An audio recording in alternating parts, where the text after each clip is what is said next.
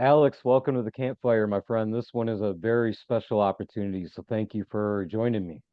Mike, thank you so much for having me. I'm a fan of these episodes that you do on your show. So, as a listener, it's an honor to be on this side of the mic today. It still hits me with this weird impact when people say things like that, because a lot of my life I lived kind of behind a mask and not allowing myself to take in the positivity of the feedback that I would get from people no matter what I was doing. It's quite the struggle to change that narrative. Man, I don't mean to just dive in real deep, but you could just kind of open it up there. Hope that's okay. I guess that's the point of the campfire, right? That's right. Man, you're not kidding with that. Like the first time I got an email when I started podcasting and someone said it helped change their life, I was shocked, man. I didn't know how to. I think I left it sitting there for days. And like I'm typically I like to respond right away, but like I didn't know what to say, right? Like I had no idea because I didn't realize I was actually helping people. And the weird thing is that's why I started it, right? Like, and I think that's why we get into it. But when you realize, wait a minute, this is actually moving the needle for somebody, I think the weight and honor of that sometimes is hard to process. Yeah. In fact, last night when I was walking out of the library after my meditation class, I had this older lady that showed up and she caught me outside in the parking lot and was telling me how big of an impact just the idea of walking somebody through the steps of slowing down and being present really had on her in that short 60 minutes.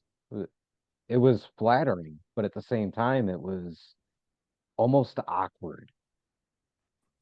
Yeah, I think we make it awkward. I think it's us, the receiver of it, because you know I think it's because we don't want to take full credit because we know it's something inside of us, not truly just us.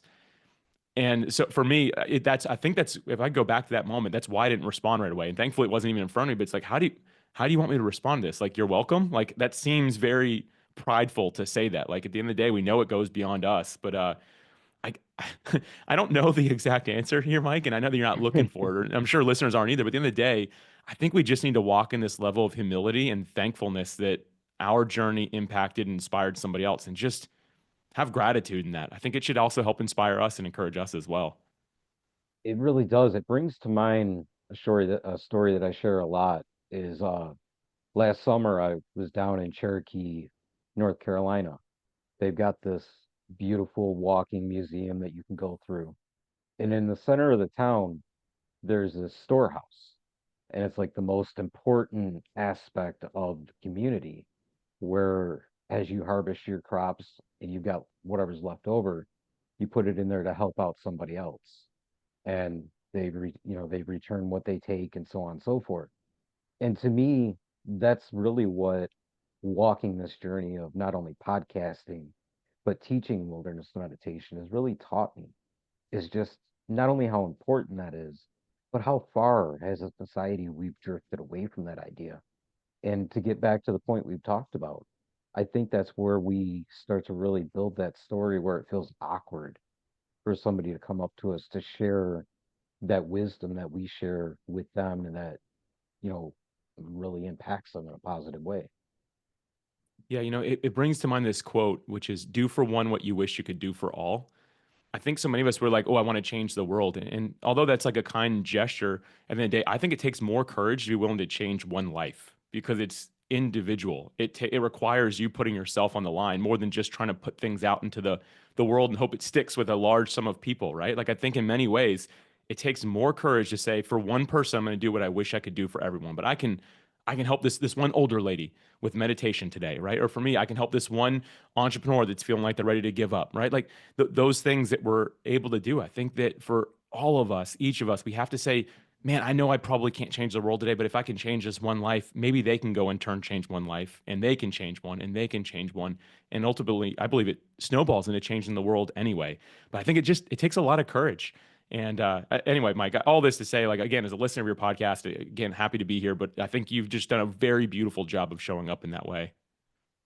I think a lot of that has just kind of blossomed and kind of taken its own course based off of just honoring the journey, you know, being willing to look within and discover that courage. Because back when I first started doing this, I was actually living 90% of my time just hiding in a tent, regardless of where I was at. And it was a cool little outlet that, was fueled by a hunting sponsorship and also the impact that a podcast had on me. And each one of those numbers that of downloads, it was kind of like, oh, well, maybe I'm having that same impact. And as I walked further and further down that journey, it's like I started examining the aspects of my life that could use improvement, if you will. And anxiety being a huge one of them. That's how I developed the campfire sessions, was to work on that social anxiety and also to put a model out there saying, hey, if you're struggling with this stuff, it's possible to get not only help, but it's also possible to advance and to change the narrative of your journey if you're willing to look at it and find that purpose and then put a voice to it. Yeah, and the campfire session specifically being like the conversations you were. I'm just making sure I understood. Like you were saying that like that's what kind of caused a little anxiety is actually more this than just something solo. Is that making sure I'm understanding right? Is that what you're saying? Well, my world was social anxiety to a T. Like Mm, when I had that catastrophic change in my life, being homeless and trying to go through and a drive-through even and order some food was practically impossible. So there'd be numerous days that I wouldn't eat because I couldn't, number one, make the decision, let alone convey that. And then when I sat there and I found that courage within my heart, and I started opening up to the idea that I can sit on a Zoom call and I can have a conversation with somebody as practice, and then being able to apply that step by step to where now ultimately I'm leading a room full of people through meditations. And it all came off of this beautiful idea of just doing a podcast. man, this actually makes. I love that you shared this. Makes me think back to a previous episode of your show. And for listeners today, if you've not heard the one about a call out, I encourage you maybe finish this one first and then cue that one up next. But it was on from October 16th, 2024, episode 428, which, by the way, congratulations. It's amazing. Embracing the Path with Anna Russo. Is that how you say it? Do you remember her name? Anna? Yes. Yeah. Yep. And it was something she said, and I think really relates to what you just shared. And she said, the work is yours. There can be a right person in your life to help guide you, but at the end of the day, like you have to be the one to do the work. And I think that you had that guide, which was you listening to a podcast one day that really kind of inspired that this whole idea of the campfire sessions and Project Mindfully Outdoors. Like it kind of inspired it, yes. But at the end of the day, you're the one who said, you know what, I'm going to take courage. And my favorite definition of courage is means being afraid than doing what you have to do anyway. And so you took courage. You probably were freaking out, right? There's probably anxiety coming up, but you just said, you know what? This changed my life. I believe it can change someone else's. And man, I love that. I think that that is such a story of like being a comeback of resilience, right? And at the end of the day, like, I think probably the big theme here, even though like again, I'm a software guy, right? And we're talking about podcasting, but you can change people's lives with a medium like this. And just look at what it did in Mike's life for people listening today. Like, look at what it did, and look at the doors it's opened up already. And I still believe you're just getting started. Well, it's only been a few years. So, I got the rest of my life to make this into whatever it may be. And it's about taking the time to actually enjoy the journey. You talk about in the software world where everything is just fast paced and hustle and bustle, and we're trying to develop something new, even as what we've already done is outdated. And when you get out into nature, as I take people, you show them that it's okay, it's still safe to slow down, find a little bit of stillness, enjoy the beauty of your surroundings while they're there, but question what's going on beneath the surface. What's that growth really look like? And then you get to apply that to your life. And when you step back into the concrete world and the hustle and bustle, it feels a lot more natural, a lot easier to do. Yeah. I think about how valuable the idea of being outside in nature. I mean, like being in the world the way that it's really supposed to be experienced. For me, like again, I'm a software founder, right? So the people I hang around are typically other people in that space. And when I meet some of them, like one recently had a conversation with her because she seemed stressed out. We were in person hanging out at a conference. I'm like, hey, you okay? And she's like, oh, my anxiety and stress is like through the roof. I'm like, oh, I'm so sorry. Like, like, is that something like, this is like the first time that's happening? Like, I kind of want to gauge where she was at. She goes, no, this is my life 24/7, Alex. I'm in software just like you. Like, obviously, stress and anxiety is our lives. And I just kind of stepped back and I was like, not mine. And it doesn't have to be. Like, why do you feel that way? And what it really came down to is she had not stepped away from the screen in just such a long time. And so, like, for me personally, screens aren't a big part of my life. And that's been one of the ways I've been able to kind of counteract that. So, like, I don't own a TV. My smartphone is extremely locked up, right? Like these little things. And then I spend my time outside. So I do live in a city. I live in Jacksonville, Florida. So there's not like a whole lot of outdoor stuff, but I don't live far from like woods, air quotes there for what we'd consider woods in a city. But also, I live really close to the ocean. So for me, I love being at the beach. And if I'm thinking about what to do next with our company, or I just need some mental break, like that's where I go because I find I get so much inspiration from being outside, being in nature. And I always tell my like fellow entrepreneurs that are running a really busy, high stress scenario, that's how you slow down. You don't turn on the TV. You don't switch over to your phone and start scrolling social media just to like to decompress. Like I don't know if that really works the way people think it does, but what does work for sure is shutting that down and going outside where there's no digital device to really try to steal your attention. You'll kind of feel the peace of it all. Process though. It's not something that you automatically jump into True. Yeah. because because when you do that, it brings up this like really awkward balance of fear, self-care, and then you can even throw management in the middle in order to keep that balance. So as you go out and you start building block, the way that I put it, because I we were talking last night at the end, I had a couple people ask me about this idea of walking meditation or building a sense of self-worth and self-value by going outside and doing things. And again, it's not something that you jump into. It doesn't have to look identical for me the way that it looks for you. And if we accept that, that's where we start finding that balance and that we remove that fear of change, of growth, and of really of taking care of ourselves.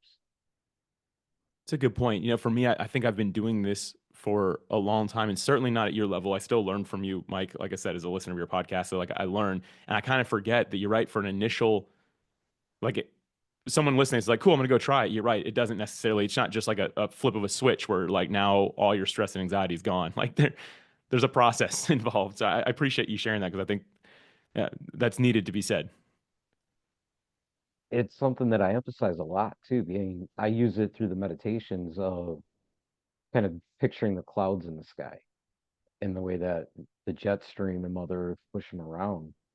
We still have that same power, that same choice as to whether or not we're going to let that hamster wheel run wild on us or we're going to slow things down and actually look at the thoughts. Because one thing that I've along my journey really come to understand is that all these thoughts that are rushing around in our head, they're all batting at us for a purpose. Whether they're trying to teach us something, inspire us to do something, or they just simply require going from A to B or whatever it may be. Each thought that we have is for a purpose. And if we're able to remember that we have that control over the hamster wheel, we can put a spoke in the something in the spokes of the wheel to stop it. We're able to better ourselves by looking and examining and getting into that other aspect a lot of us kind of frown upon is that childlike curiosity to really explore those things and really dive deep into them. I know that some of my community, my audience is going to hear this because I know you share this on your podcast, but a lot of them might not know. With what you just shared, like what is kind of the first step for someone to start like properly doing that? Like, let's say they get into nature and like what, and I don't mean to turn this over on you, but I just think that someone's gonna be like, okay, where do I even start with this? Like, maybe just give us an episode or something. But like, what's the first thing they've got to do after they're like, okay, I'm gonna try this. Like, what's the number one thing that's got to start with? So it's process of acknowledging that stress, that tension, that racing thought process, and then realizing that it's okay that it's there. You don't have to put judgment, you don't have to put labels on it. You just simply allow it to be. Then you start to tie into your breathing. Wherever you feel it the most, you focus there, whether it's under your nose, in your diaphragm, and that's bringing you back into the moment. That's kind of slowing the speed of the wheel. And as it slows down more and more, That's where I'd start projecting those thoughts or visualizing them up in the clouds. The reminder that decision, that power that I still have over what makes me feel powerless. I love that first one, acknowledge. And that second one goes with it, be okay with it. I think that when I first started podcast guesting specifically, not when I was a host, I kind of was the guy when I first got started that kind of hid behind the microphone a little bit by just talking to my talking to my guest and asking them questions, right? Like if a guest ever did what I've done to you already today, Mike, which is ask you a question back, I'd be like, let's focus on you, right? Like, and I think that the problem was I wasn't ready to acknowledge that that there was struggle, right? That there was stress, there was anxiety, that I wasn't fully content, and I certainly wasn't okay with it. But I can tell you, when I finally got on a podcast as a guest and someone asked me like a really deep question, I can remember sweating, by the way. But I was like, well, I guess I have to answer this. I was saying it to myself, I'm like, I guess I actually have to say something. So for the first time, I think I really acknowledged something that I had never been willing to speak before because I was in a scenario where I signed up to have to share it, right? And I maybe that's one of the one of the hidden benefits of being a guest on a podcast is that it opens you up to that. And I acknowledge it, but I can remember for a while feeling sense of imposter syndrome because I wasn't okay with it. Like I was acknowledging it, yes, but I was not okay with that being the case. And I really like that you share that because I can remember that the days I started opening up and being okay with it. Weirdly enough, like I'm not a super emotional guy from the standpoint of like tears, right? Like what happy, like people talk about tears of sadness, of joy. Like I don't naturally have a whole lot of that. At this point, I think it's a healthy balance. But I can remember the first time I started actually being willing to be okay with it. The emotion that came over me was to cry, and not because I was sad, but because I was like, I felt like all that pressure just got released, right? Like it was like a sigh of relief. Like I guess the best way I can explain is when someone's maybe running in the Olympics or something like that, like the distance runners, and they cross the finish line. Many of them cry, and it's not because they're sad, like they won a gold medal, like right. That's the person that's showing, and they're crying, but because they're happy, they're satisfied. They felt like everything that was built up for finally happened. And I think for me, acknowledging and then finally being okay with it, like man, it brought me to a new level of emotional maturity, not overnight. This was a huge process, multiple years for me, right? Because it kind of just happened naturally, I guess, or organically through being a guest on podcasts. But I love that you share those things. I think that's the solution right there for so many of us. This is why I love having these kind of conversations because there's so many different representations of the idea that the thing we don't see is our carrying capacity, all the things that were thrown in that invisible backpack. When I first got started, I was doing this article and this study about the North American wildlife conservation model. And there was so many different parallels that you could see within improvement of self-growth and mental health if you just look. Because, a lot of the hunting models are based off of the tags, which are how many animals can this environment carry. If we have an excess, then we can issue tags to hunters to go out and harvest those animals in order to keep the environment healthy. And if you put your shoes in that environment as being you, it goes the same for our thoughts, our labels, our feelings, everything like that. How much of that can we carry before it starts to impact us in a healthy way? A lot of us hate that question, though. Yeah. I think that going back, I was one that hated that question. If I can share, can I share a time when that kind of came back up for me again? Absolutely. Yeah, so I kind of like I just shared that story. That was before I started the software company. I'm now podmatch.com and service that connects podcast guest and host for interviews and works really similar to a dating app, but doesn't connect people for dates. That's the whole idea around it. And when I launched it, it did really well. And immediately as it scaled up, I guess just like anything that you build, as the foundation gets bigger, so does the responsibility to keep it safe, to keep it secure, to keep it healthy. And I put so much of that pressure on me. Even though I'm one of three co-founders, I put like basically all of that on me. And I started carrying like the burdens of people using our software. And the reality is, there's that's not healthy. And I wanted to be like a very human centric type of software company. And to this day, I will say we do business very different because we think about the person using it. We don't even use the term user. We don't have like I don't look at Mike on the background, you here today, right? I don't look at you in the background. You're like a series of numbers. Like I see your name, and that to me, it's like this is another human. And I think that that does open us up to having an unhealthy level of a feeling of responsibility toward other people. That the way that you interact with others is my responsibility, right? And I believe that for me, I started wearing all these badges that some people were putting on me. I say badges, it was a label, but badges. People were like, wow, Alex is very like human centric. He loves people. He's responsive. He does this. He'll make sure you have a good response, like a good experience with the software. Alex, Alex, Alex, Alex, Alex from other people. And I started accepting these air quotes badge of honors that were really just labels that I started wearing and saying, okay, well, I have to live up to all these things. And man, I hit a point, I hit like a real breaking point. And it actually was let's see, we launched in 2020. So it was 3 years in, it was 2023 is when this happened. Like at time of recording, it wasn't that long ago when I had like a bit of a breakdown by myself. And I won't call it from anxiety or like nothing official, like, but for me, it was like real, man. Like I was actually sitting in the corner of my office crying. And again, like it's funny, earlier I talked about how like that's not a usual emotion for me, but there's a trend here. When I do, it's because something's really going on. But I sat in the corner, man, just crying, like bawling my eyes out. And like, the reason I did is because I finally hit this point where I realized that wasn't my responsibility. Like, yeah, I want to run software different that takes care of people, but the actual well-being of the person and how happy they are with me and living up to an expectation that I didn't set for myself is not my responsibility. I can only do my best every day, and I just need to let that go. And I can remember what really triggered this, man, like I don't know how to really describe this, but I was looking at my window because I was like up to my eyeballs in stress. I'm like, I'm skipping the gym today. Like I got to work all day, all night. I look out the window and there was a butterfly right out the window. And like it just kind of was like hovering right there by the window. Like maybe it was trying to get in that just turned around. Like I looked at it and I was like, what does a butterfly symbolize? And like when I looked it up, one of the things it symbolizes is to release your burdens. And that was that's what hit me. That's what caused me to fly into the corner and start falling out. I'm like, man, I've burdened myself with everyone else's thoughts, feelings. And like, really, there's another way to do this. But man, like getting to that point was a lot of stress and anxiety that came back in my life. Right. And I'm sure there's seasons that are good, seasons that are bad for all of us. Right. It's part of our own growth and own evolution. Right.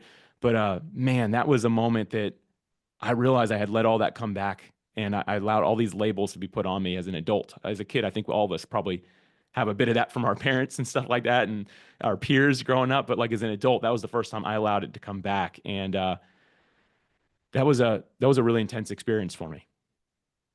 It makes me think of another trip from last year, actually. I took my son down to Boonesboro, Kentucky to visit the old Boonesboro fort. And the night before we went, after we set up camp, we were sitting around the fire talking about different events that happened and why this was so significant. And a lot of the things that came up were the labels and how they become who we are based off of what somebody gives us. And a lot of the reason that we get stuck in that frame of mind is it takes the responsibility of the journey from us and gives it to somebody else.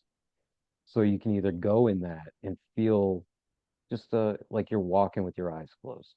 You're disconnected, you're detached, and just going through the movements. Or you've got again, the option.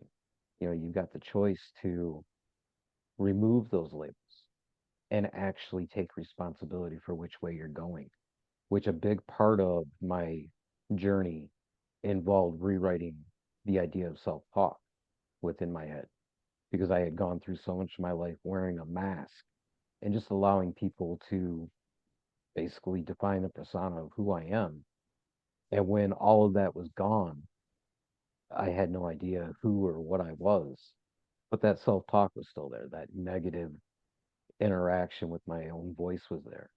And becoming aware of that, starting to change it word by word, it made me realize that as that built up and the decisions and the things that I was carrying and regretting in life were based off of not only that vocabulary, but the environment. So I was making decisions in real time based off of what I knew. And as I've grown and I've looked back, I've learned to really understand that those decisions, even though some of them may not have been things that I'm happy with or proud of, they were opportunities to learn. They were opportunities to change that vocabulary and build a new environment so you're not just living in pure survival mode. I think about this idea of responsibility, and I know in my world, entrepreneurship, that when people hear that word, they think it means your responsibility for the product, the service, what you're supposed to deliver to people, right? But you're talking about responsibility inside, right? Like that internal responsibility, that self-talk, like you're responsible for where you're going, and it all starts in your head. Like it doesn't start with the product or service someone's delivering. It starts with straight up like, where are you at?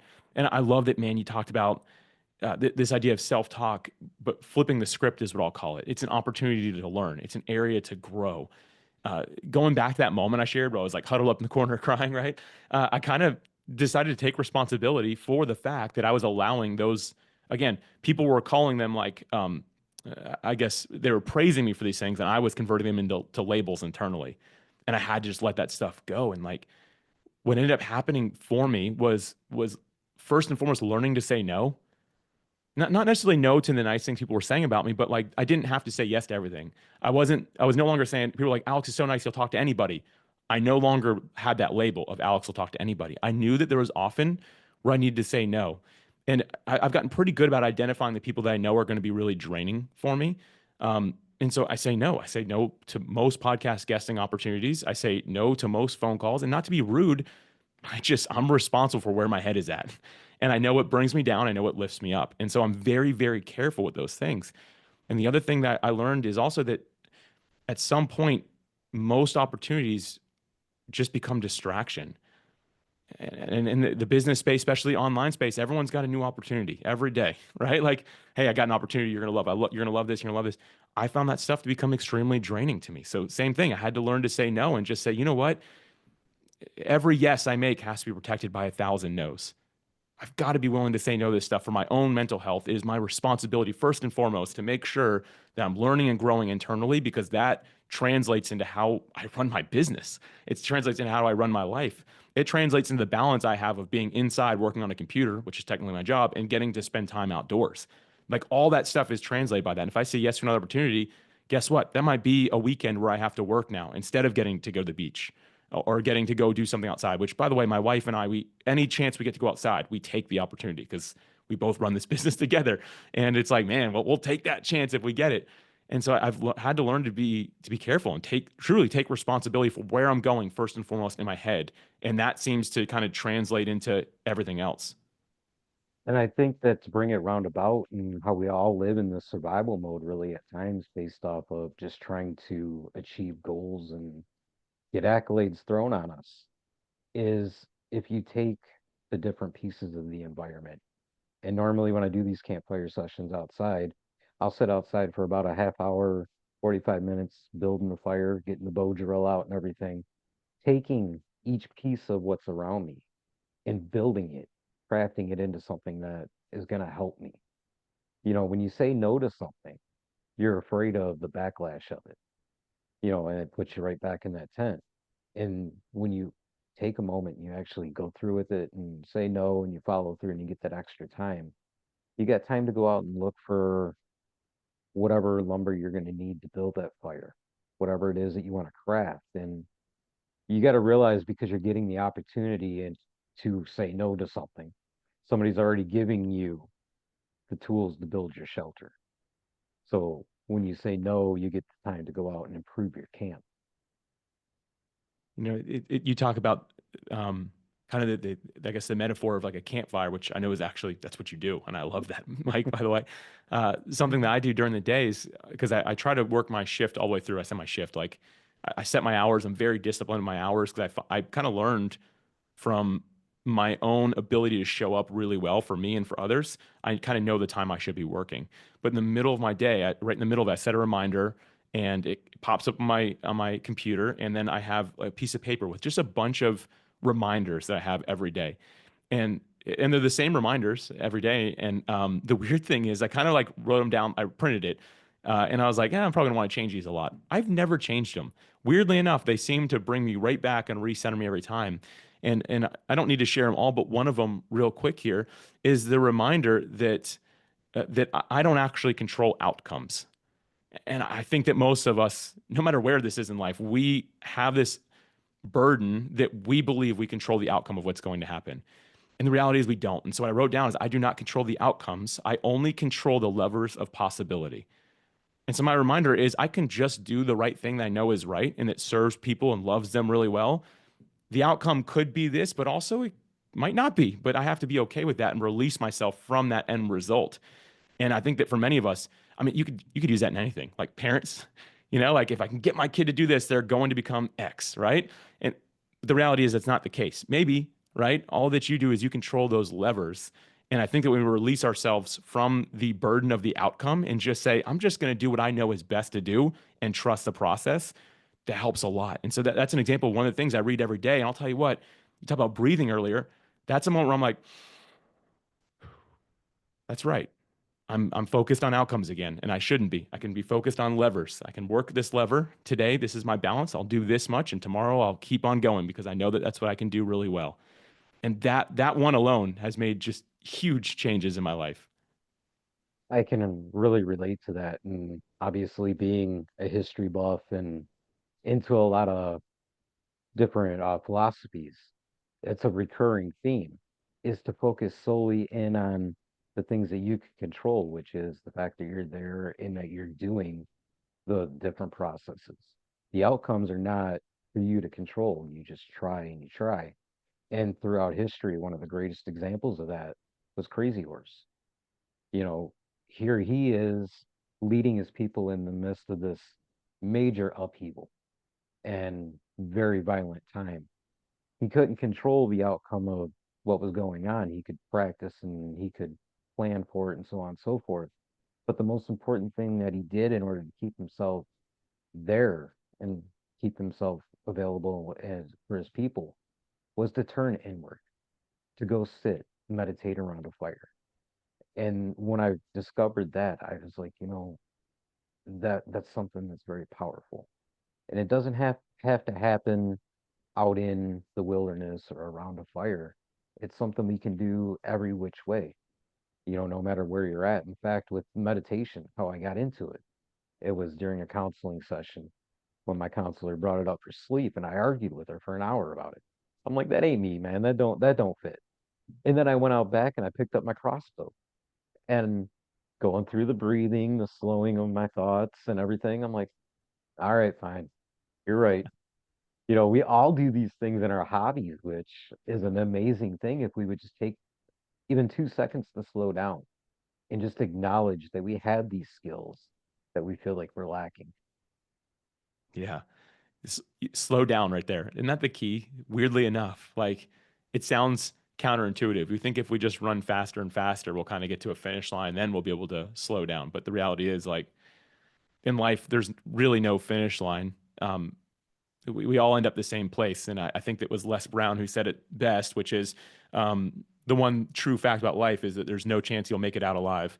And the reality is like that is the reality, right? So I think we just run hard, but like you said, just take pause, stop for a minute.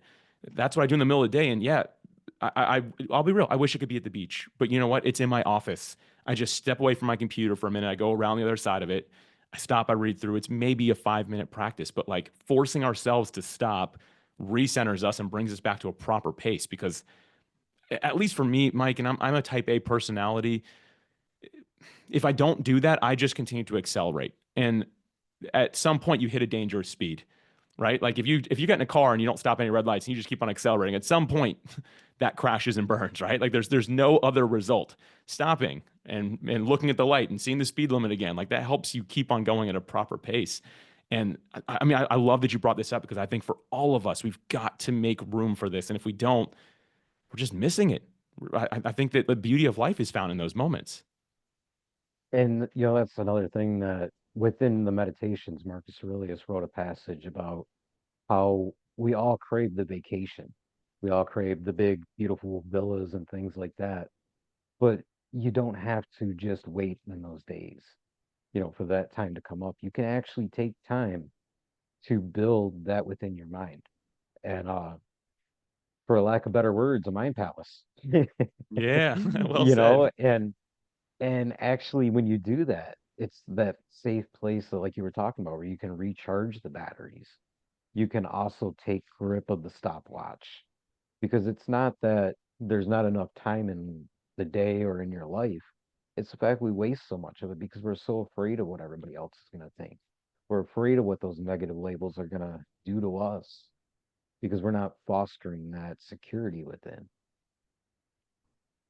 This reminds me, I go back to my dad. When I was growing up, he had a lot of friends that were really wealthy, and he did really good in business and exited, and a lot of his friends had done the same thing. I can remember watching these individuals that had multiple houses, all really nice collection of cars, boats, airplanes, like they had it all, right?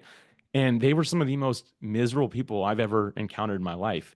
And I don't say that to be rude by any means, but just to bring up this point that they had a destination focus, and this focus on the term that I use is covetousness, which simply means more. I need a little bit more.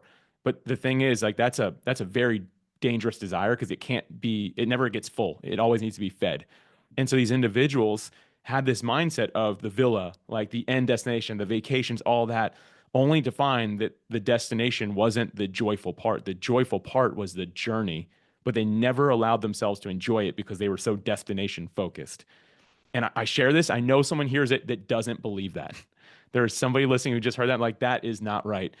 I promise it's right. Maybe I haven't fully experienced that myself, but I just know that when you can enjoy the journey and where you are and the impact that you're having on one person's life today, the joy you're bringing into your own, that is so much more rewarding and fulfilling than the other side of it, which is just, I guess, just living in just that, right? You feel that your purpose got tied up in your stuff instead of in the impact that you're having on people's lives. And I've seen that too much to ever allow myself to get there. And I have accountability in my life, people in my life to make sure that like I never become the guy who is hit the destination, right? It's the journey that's beautiful. And yeah, there might be seasons where you abide a little bit more, which just means slow down and enjoy, but we can't stop. We got to keep on going. And we got to remember, hey, the true joy, the pleasure is in the journey of this thing if I can get my mindset correct. And if not, I might be up for some real pain later in life. As I listen, I think back to, I don't know, me about 6 or 7 years ago, and I was in those exact same shoes, chasing everything that I could do and just nose to the grindstone, no time to stop and enjoy. And when I think about the motivating factor there, it was fear. It was just outright fear of not only myself and what would come up, but it was fear of the world passing me by. And, fast forward to where I'm at now, and through the trails that I've walked, I've learned to engage the simplicity and realize that the slow stride of the journey still moves your feet. It's not about how far off in the distance that big gigantic oak tree is. It's about the pace of the adventure, of the journey, getting your cup filled. Mike, I don't even know how to follow that up. I feel like seriously, that's just beautifully said. And it goes back to a quote I guess we shared earlier, which is courage means being afraid than doing what you have to do anyway. And so you mentioned fear being that motivation, right? Like it's the reason you kept on going. It takes courage to do what you and I are talking about today. Like it really takes courage to be saying, I'm going to go against the grain because it's extremely counterculture in the fastest pace the world has ever been. I mean, you blink and I don't know how often I hear people say, I feel like my life has just passed me by. Like maybe it's because you're scared. You're just running through the whole thing. Like you're not slowing down. Again, I don't have much to follow up with on that, Mike, because that is.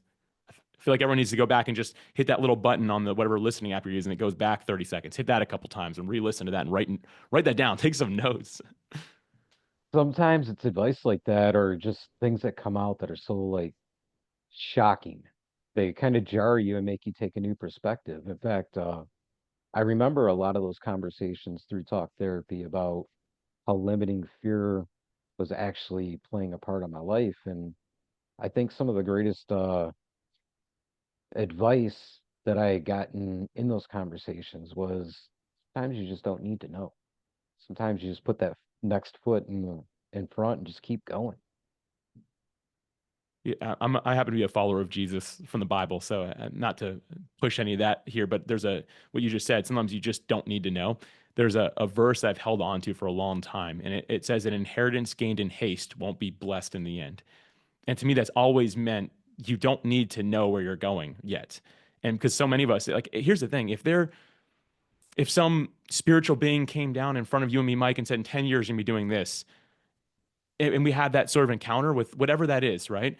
And for listeners, same thing. That being shows up and tells you you're going to be here in 10 years.